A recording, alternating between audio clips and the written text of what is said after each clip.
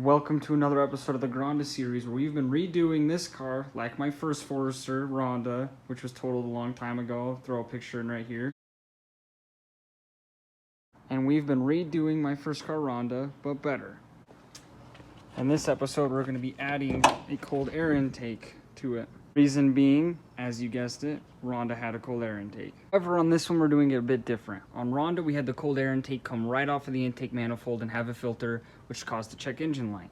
Now, I met a kid at a car meet the other day, and he ran a cold air intake off of this and so he had a cold air intake filter, and then he also kept this filter. No check engine light, gave you all the benefits of a cold air intake.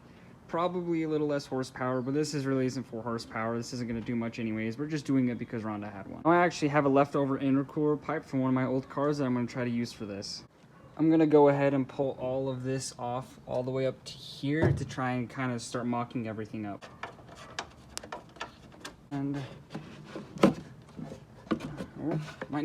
there it goes. It looks like we have one more right there because we're not going to need this anymore either. All of that out, we can go ahead and kind of mock up what we're going to want to do.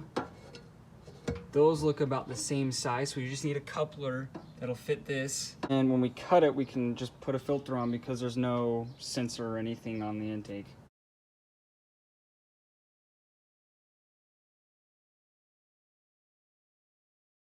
Wasted all of that time and this isn't gonna work. Pipe's too small for a filter or couplers, so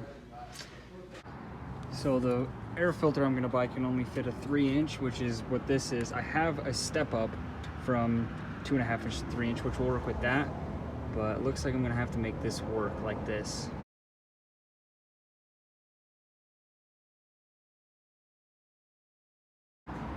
So much for spending an hour trying to cut this to fit. I mean, it would have worked well if a filter would have fit, but it won't.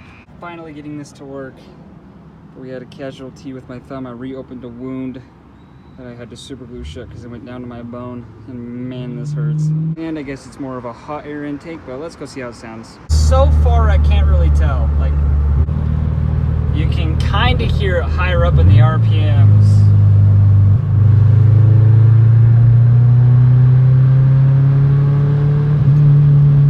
Hear it at all, which is really disappointing.